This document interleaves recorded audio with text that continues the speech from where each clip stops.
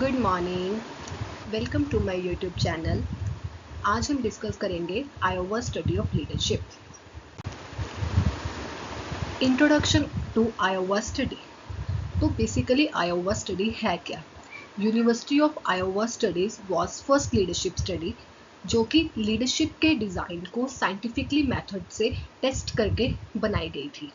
जो ये स्टडी थी ये कैरी आउट करी गई थी 1939 में by Levin, Lippitt and White under the direction of Levin. They worked on different styles of leadership. They explored, इन्होंने 3 leadership styles को explore करा था. First one is authoritarian, another one is democratic and the last one is laissez-faire leaders. अब ये styles थे क्या? जो authoritarian leaders होते हैं ना, अथॉरिटेरियन लीडर्स ने सिर्फ और सिर्फ अपने डायरेक्शंस ऑर्डर्स दे देने हैं, बता देना है what need to be done, when it should be done, how it should be done. उनके जो फॉलोअर्स हैं उनसे कोऑपरेशन कोऑर्डिनेशन एक्सपेक्ट नहीं करा जाता। जो उन्होंने बोल दिया, जो लीडर्स ने इंस्ट्रक्शन दे दी, ऑर्डर्स दे दिए, उसको फॉलो करना है सबऑर्डिनेट्स ने as it is. In case of democratic leadership, जैसे कि पिक्चर में शो हो रहा है, डेमोक्रेटिक लीडरशिप में लीडर्स और फॉलोअर्स सभी आपस में ग्रुप में इंटरेक्शंस के साथ जो है पार्टिसिपेट करके जो है काम करेंगे। ठीक है, लीडर्स ने क्या करना है, कुछ सजेशंस फॉलोअर्स से भी एक्सपेक्ट करनी है, कुछ अपनी सजेशन देनी है, सभी ने म्यूचुअली इन अ ग्रुप वे में काम करना है। जो लेसिस-फेयर स्टाइल ऑफ लीडरशिप है, as you see in the picture, इसमें क्या है, इसमें लीडर जो है वो चेयर में फ्रीली बैठा हुआ है, उसने सारे के सारे अपने पावर्स, अथॉरिटीज और रिस्पॉन्सिबिलिटीज किसको दे दी है, सारी डिसीजन मेकिंग अपने ग्रुप मेंबर्स को दे दी है। But do what ever you want do. In this kind of leadership में बेसिकली क्या है, जो लीडर है वो ऑर्डर्स इंस्ट्रक्शंस कुछ भी नहीं देगा, उसने सारी अथॉरिटीज डिसीजन मेकिंग पावर जो है वो दे दी है अपने सबऑर्डिनेट्स को। How the study was conducted. अब ये स्टडी कंडक्ट कैसे हुई? इस स्टडी को कंडक्ट करने के लिए 10 ईयर ओल्ड बॉयज़ को 3 ग्रुप्स में बांट दिया गया। ठीक है, first part of the study adults were trained to, इसमें क्या थे, एक 10 ईयर ओल्ड बॉयज़ थे, कुछ अडल्ट बॉयज़ का ग्रुप था। जो अडल्ट्स थे उनको ट्रेन करा गया था how to act authoritarian leader, how to act democratic leader, how to act laissez-faire leader. Later on जो स्कूल चिल्ड्रन थे जिसको हमने 3 ग्रुप्स में बांटा गया था, उनको लीडर्स दिए गए, अथॉरिटेरियन, डेमोक्रेटिक और लेसिस-फेयर लीडर्स दिए गए। The children one then lead in art and craft project while researchers observe the behaviour of the children. अब जो ये है चिल्ड्रन जो थे, इनको आर्ट एंड क्राफ्ट प्रोजेक्ट दिया गया था, उसके ऊपर काम कर रहे थे under the direction of a particular kind of leader, whether it is authoritarian, democratic और laissez-faire। और जो रिसर्चर्स थे, रिसर्चर्स कौन थे, लेविन, लिपिट। ये जो क्या थे, इस एक्टिविटी को जो थे, स्टडी को जो थे ऑब्जर्व कर रहे थे। अब परफॉर्मेंस वाज मेजर्ड, कैसे उनकी परफॉर्मेंस मेजर की जा रही थी, जो स्टूडेंट्स की, उन्होंने कितना काम करा है, amount and quality of work, कितने अच्छे से काम करा है। तो इस रिसर्च ने क्या ऑब्टेन करा, इस रिसर्च के क्या रिजल्ट आए, which was discussed in the above. That leadership styles are 3 kind of leadership styles are, like first one is autocratic, इसने बोल दिया डू एक्स। ऑटोक्रेटिक में जो बोल दिया, सबऑर्डिनेट्स और फॉलोअर्स को वो फॉलो करना ही पड़ेगा। लेसिस-फेयर में क्या है, डू एक्स और वाई यू सी, इसमें उस लीडर ने पूरी फ्रीडम दे दी, एक्स और वाई जो करना है तुम खुद करो। और जो ये डेमोक्रेटिक स्टाइल लीडरशिप में है, विच इज बेस्ट, एक्स और वाई, वो आपस में म्यूचुअल कोऑपरेशन के साथ मिलकर जो है पार्टिसिपेटिव वे से तुमने डिसाइड करना है कि क्या डिसीजन लिया जाएगा। अब इस स्टडी को कंट्रोल कैसे करा गया? ऑब्वियसली जब भी एक्सपेरिमेंट करा जाता है कुछ कंट्रोलिंग वेरिएबल्स होते हैं। तो रिसर्चर ने जो सिलेक्टेड बॉयज थे जिनसे काम करवाना था वो सेम इंटेलिजेंस लेवल के थे, अदरवाइज जो स्टडी के रिजल्ट हैं वो वेरी करेंगे। Each group did the same task of paper making. Obviously art and craft का प्रोजेक्ट दिया गया था सभी को बनाने के लिए। रूम यूज्ड, जो जिस रूम में वो एक्सपेरिमेंट कंडक्ट कराया गया था वो रूम्स भी सेम थे। ग्रुप लीडर्स भी जो डिफरेंट स्टाइल्स के थे वो भी जो है 6 वीक्स में शिफ्ट हो रहे थे, मतलब कि एच ग्रुप को ये 3 लीडर्स जो है एवरी वीक जो है वो असाइन किए गए थे। and the researcher under the direction of the Levin who did several study on groups were trying to see जो ये डिफरेंट स्टाइल ऑफ लीडरशिप है अगर वो चेंज हो रही है तो इससे जो फॉलोअर्स उसके लीडर्स के अंडर काम कर रहे हैं उनकी सेटिस्फेक्शन, उनकी फ्रस्ट्रेशन, उनकी अग्रेशन लेवल जो है इंडिविजुअल का वो कैसे इफेक्ट हो रहा है, उनकी amount and quality of work जो है वो कैसे इफेक्ट हो रहा है।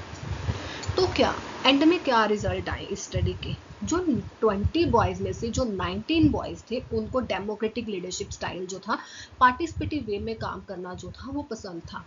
That kind of leader never try to boss over them. Obviously they will obviously उनको वो जो है वो पार्टिसिपेशन के साथ जो काम करने में, कोऑपरेशन के साथ काम करने में, आपस में डिस्कस करके काम करने में जो है वो ज़्यादा कंफर्टेबल फील हो रहा था। The only boy one who like the authoritarian style of leadership, एक बॉय जो था उसको अथॉरिटेरियन स्टाइल लीडरशिप जो था वो पसंद था। क्यों?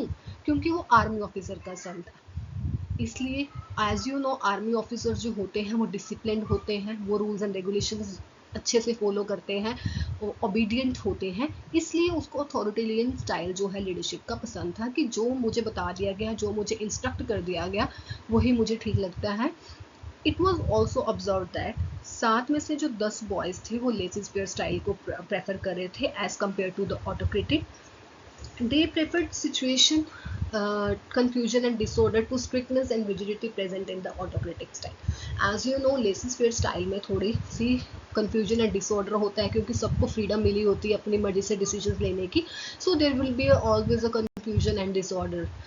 And in case of the autocratic strictness और rigidity ज़्यादा हो जाती है क्योंकि जो order दे दिया गया उसी को ही follow करना पड़ता है।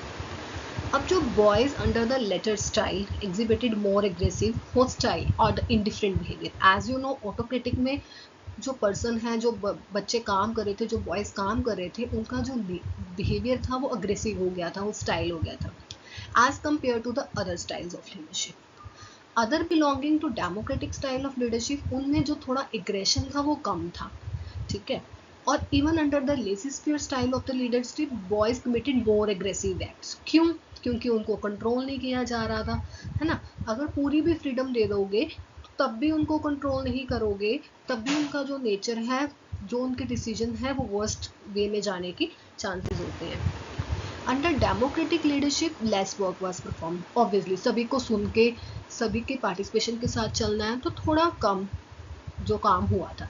सेम ये चीज़ हमारे ऑर्गेनाइजेशन में भी हो सकती है। अगर सबकी हम सुनने लग गए, वहाँ पे सबकी पार्टिसिपेशन के साथ चलने लग गए, नो डाउट डिसीजन बेस्ट होंगे, पर डिसीजन लेने में डिले भी हो जाएगा rather than the authoritarian group जहाँ पे हायर क्वालिटी अचीव की गई थी, क्योंकि जैसा इंस्ट्रक्ट करा गया इसको ऐसे कब और कैसे करना है उसको वैसे ही करना पड़ेगा फॉलोअर्स को। अब जो ये डिसीजन मेकिंग है अथॉरिटेरियन लीडरशिप में कम क्रिएटिव थी, क्योंकि क्रिएटिवनेस दिखाने की वहाँ पे कहते हैं ना एक मौका भी नहीं मिलता, क्योंकि वहाँ पे जो इंस्ट्रक्ट कर दिया गया अथॉरिटेरियन लीडरशिप में वही वैसे ही फॉलोअर्स को जो है काम करना पड़ेगा। वो अपनी क्रिएटिविटी, अपने इमेजिनेशन कैसे, अपने इनिशिएटिवनेस कैसे दिखाएंगे। But in case of the democratic leadership they are more initiative, वो अपने इनिशिएटिव ले सकते हैं, अपने क्रिएटिव आइडियाज़, अपने इमेजिनेशन जो है अपने लीडर्स को बता सकते हैं और सभी के कोऑपरेशन के साथ डिसीजन लिया जा सकता है।